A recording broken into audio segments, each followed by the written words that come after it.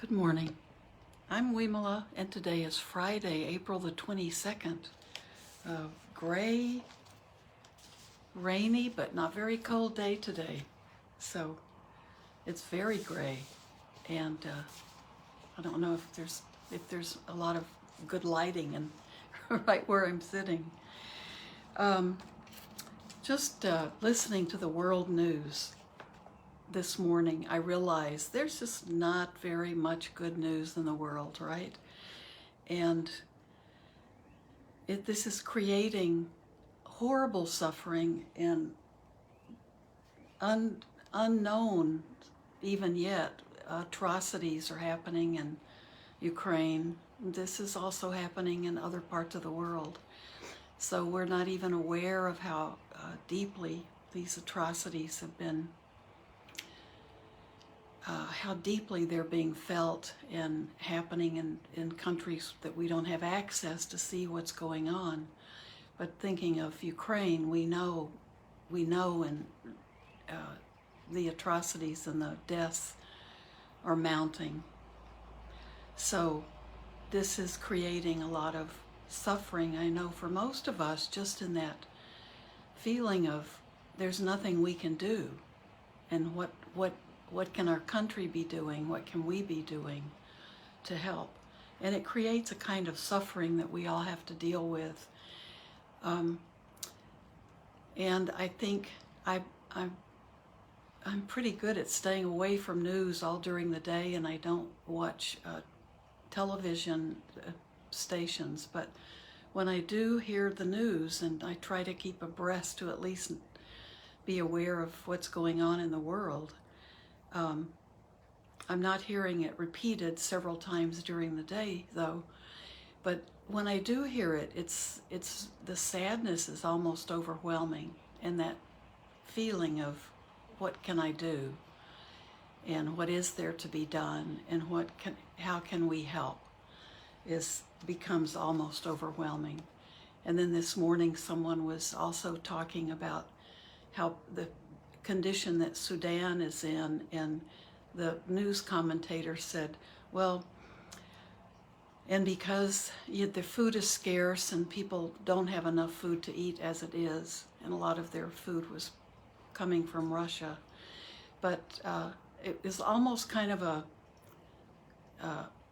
it sounded like a casual, but I know it wasn't, question that so the starvation happening in the Ukraine, and due to the repercussions of what the Russians are doing in the Ukraine, are affecting the Sudan, and so lives will be lost in great numbers in Ukraine, but also in Sudan because of the conflict. And the answer was, of course, yes.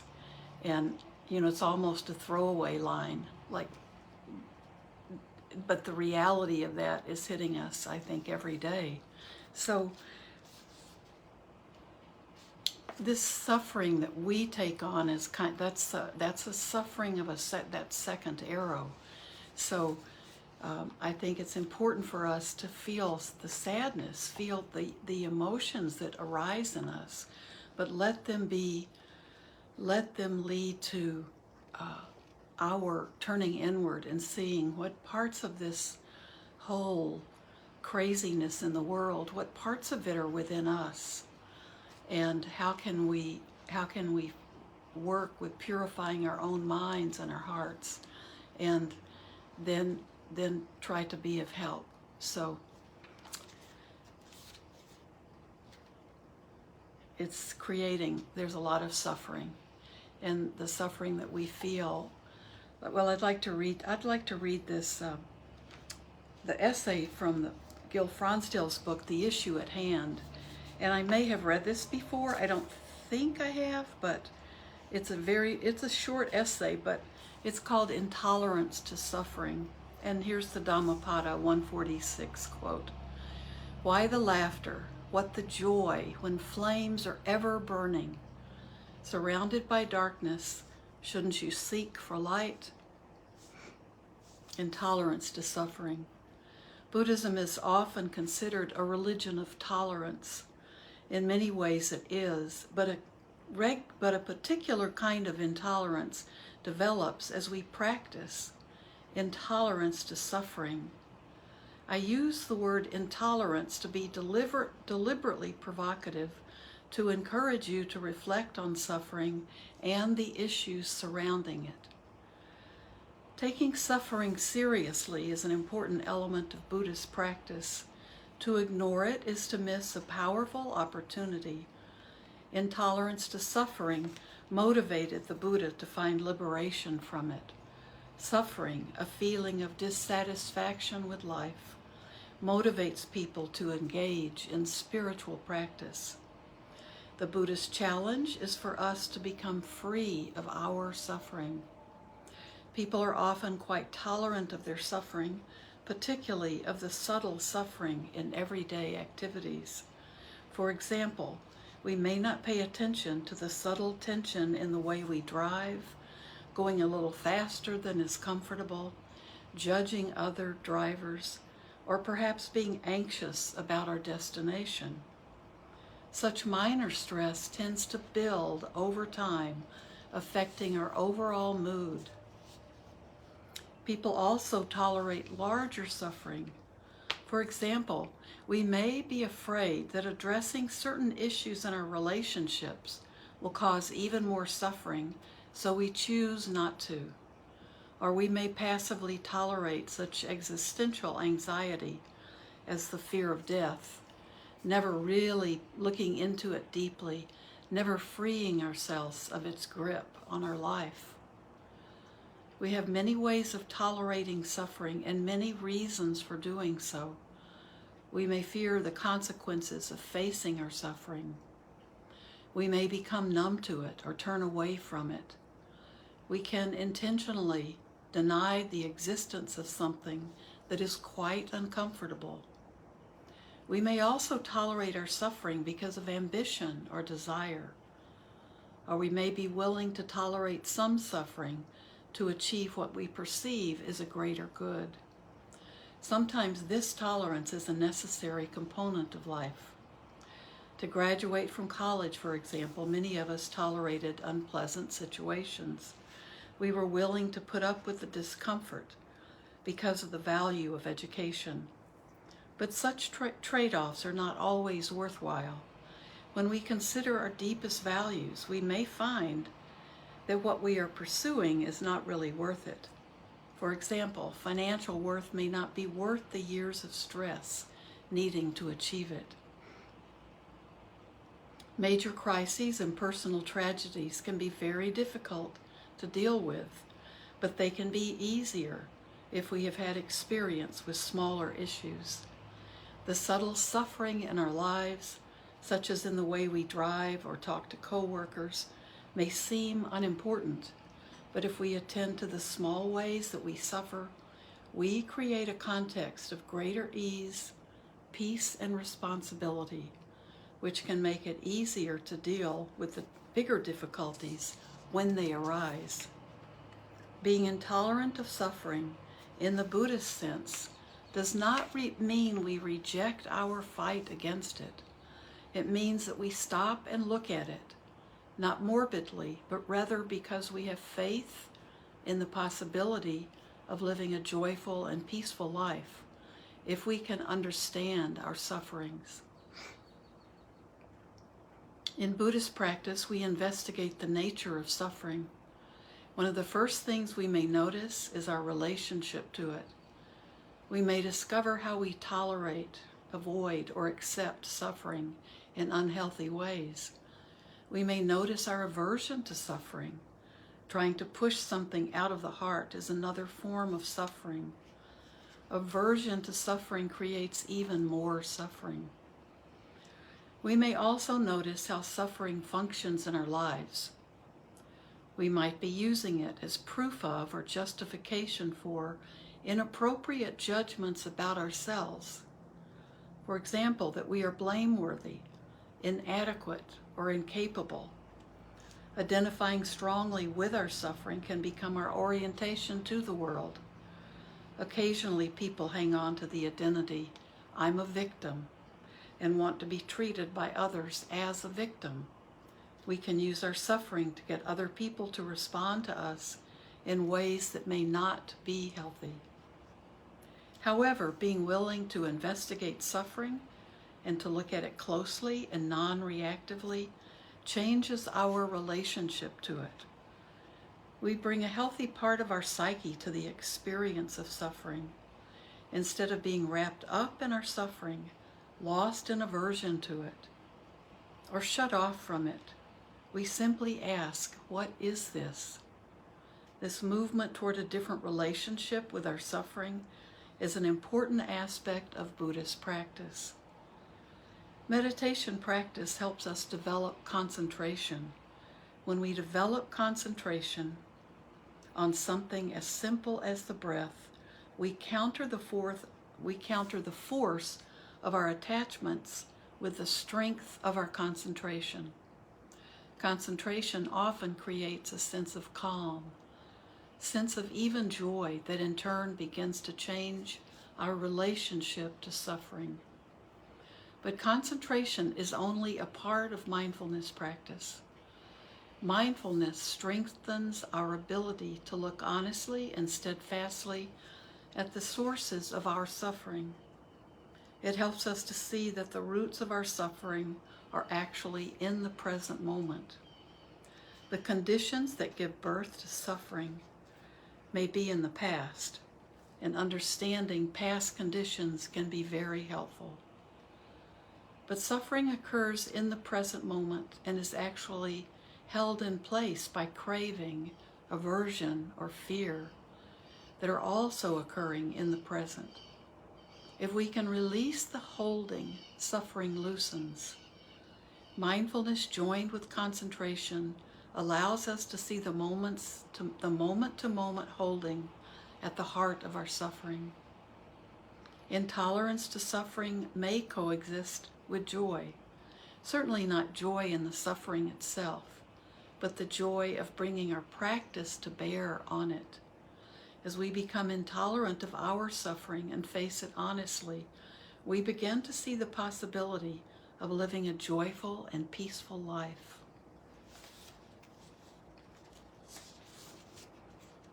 And I think that joyful and peaceful life can coexist when there is great sorrow about the condition of the world, because the reality is there are always wars and death and unkindness in the world. We have to begin and start with ourselves. And I think suffering only occurs in the present moment and is actually held in place by craving, aversion, or fear that are also occurring in the present. So I think we can be increasing perhaps our sorrows about what's going on in other parts of the world because we're also feeling that suffering within ourselves. If we can release the holding, suffering loosens.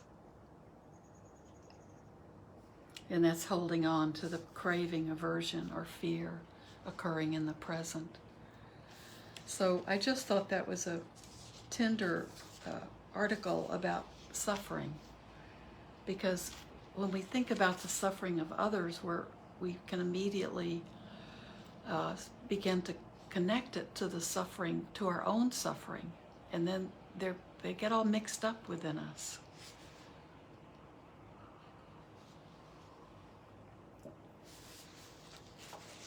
So there's another Mindfulness of Thoughts. And this one's a short one too. I'd like to read this. Mindfulness of Thoughts. And here's the Dhammapada 35 to 36 verse.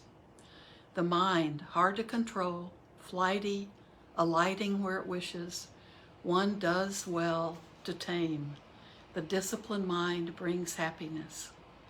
The mind, hard to see, subtle, alighting where it wishes, the sage protects.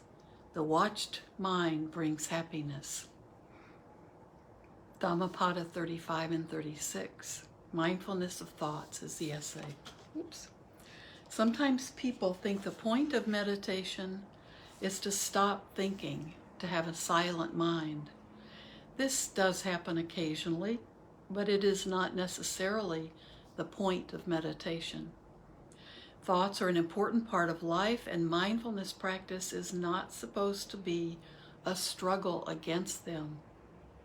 We can benefit more by being friends with our thoughts than by regarding them as unfortunate distractions. In mindfulness, we are not stopping thoughts as much as overcoming any preoccupation we have with them.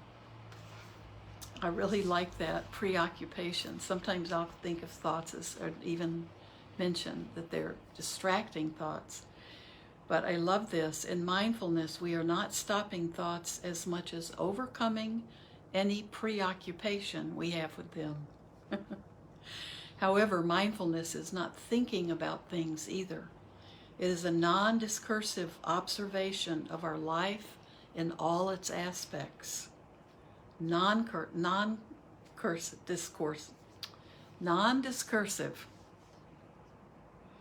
In those moments when thinking predominates, mindfulness is the clear and silent awareness that we are thinking.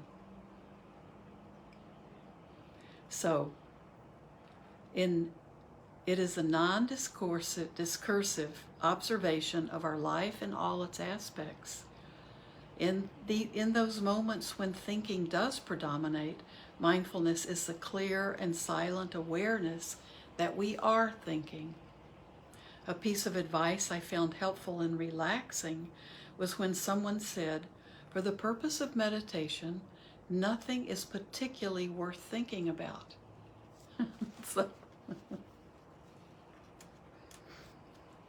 For the purpose of meditation, nothing in particular is particularly worth thinking about. Remember that. Thoughts can come and go as they wish, and the meditator does not need to become involved with them. We know that. We are not interested in engaging in the context of our thoughts. Mindfulness of thinking is simply recognizing that we are thinking. In meditation, when thoughts are subtle and in the background, or when random thoughts pull us away from awareness of the present, all we have to do is resume mindfulness of breathing. However, when our preoccupation with thoughts is stronger than our ability to let go of them easily, then we direct mindfulness to being clearly aware that thinking is occurring. So when our preoccupation with thoughts is stronger than our ability to let go of them easily, then we direct mindfulness to being clearly aware that thinking is occurring. Strong bouts of thinking are fueled largely by identification and preoccupation with thoughts. By clearly observing our thinking, we step outside the field of identification. So by clearly observing our thinking, we can step outside the field of identifying with them.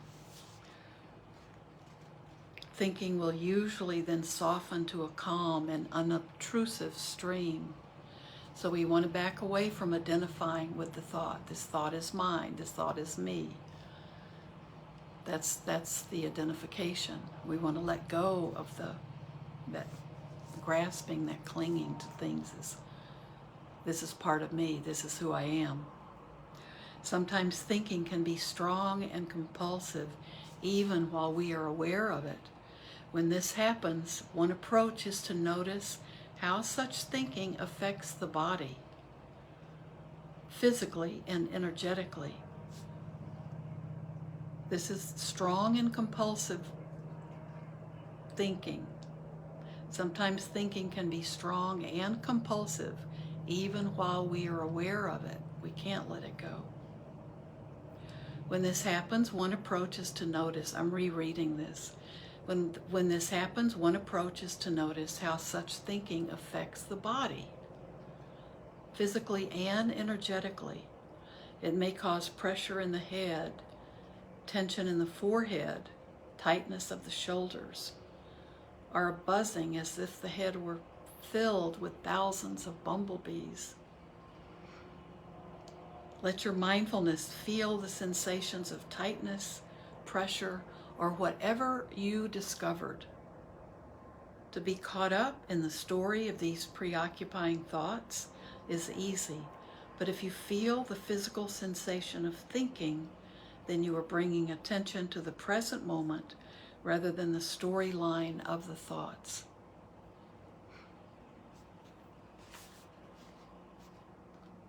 So if you can feel the physical sensation of thinking, then you are coming back to the present moment rather than the storyline, rather than what you're thinking about.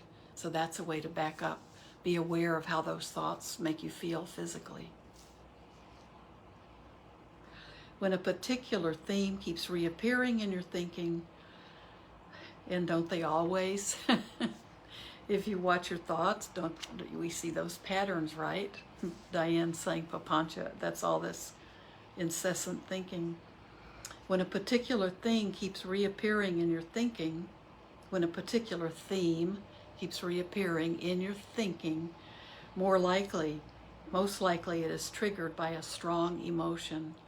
In that case, no matter how many times you recognize a repeated thought concern and come back to the breath, the concern is liable to keep reappearing if the associated emotion isn't recognized. So if you keep, this is going to be the important kernel, I think. No matter how many times you recognize a repeated thought concern and come back to the breath, the concern is likely to keep reappearing if the associated emotion isn't recognized. For example, people who plan a lot often find that planning thoughts arise out of apprehension. If the fear is not acknowledged, it will become a factory of new planning thoughts. So if there is a repetitive thought pattern, see if you can discover an emotion associated with it, and then practice mindfulness of the emotion. Ground yourself in the present moment in the emotion itself. When you acknowledge the emotion, often the thoughts it engenders will cease. Acknowledging the emotion, and that's the hard part. Thoughts are a huge part of our lives. Many of us spend much time inhabiting the cognitive world of stories and ideas. Mindfulness practice won't stop the thinking, but it will help prevent us from compulsively following thoughts that have appeared. And this in turn will help us become more balanced so that our physical, emotional, and cognitive sides all work together as a whole.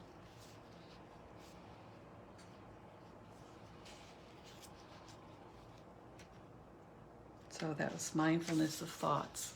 And the first one we read was Intolerance to Suffering. So I'm not sure if they connect, but we don't have much time, but let's sit. And I'd like to begin this time with my wish. If you're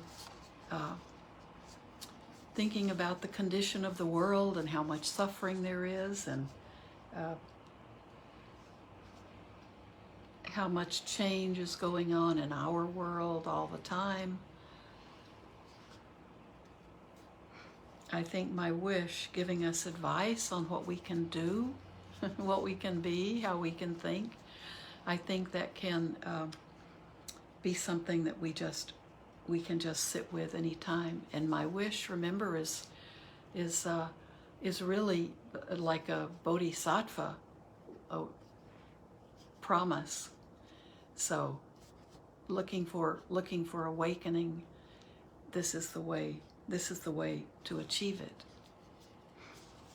So let's just do my wish, and we'll sit for a few minutes with that before we close. So just be in your posture so you can be relaxed and just listen, or if you've memorized it, say it with me, and then we'll sit for a minute or two, and then I'll close with our sharing of merit. May I become at times, both now and forever, a protector for those without protection, a guide for those who have lost their way, a ship for those with an ocean to cross, a sanctuary for those in danger, a lamp for those without light, a place of refuge for those who lack shelter, and a servant to all in need. By means of this meritorious deed, may I never join with the unwise, only the wise, until the time I have attained awakening.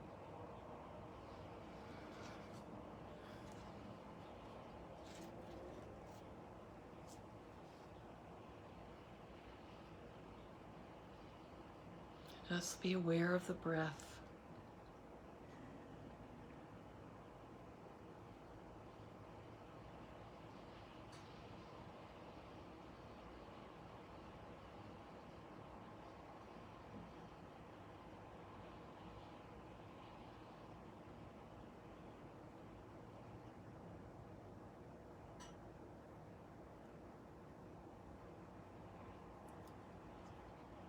Remembering the earth itself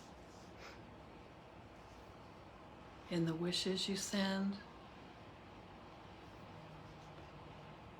This is Earth Day weekend.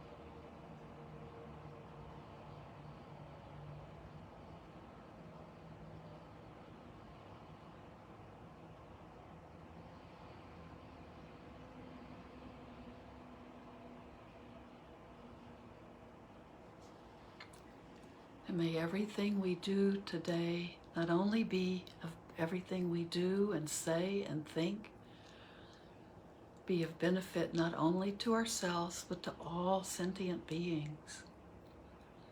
And I think we can include this planet Earth as one of those sentient beings.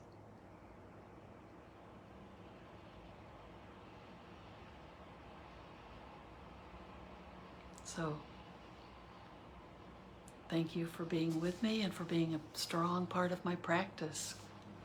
And I'll see you Sunday. We actually have Sutta study if you're involved in Sutta study in the afternoon. And other than that, have a beautiful weekend. Bye-bye.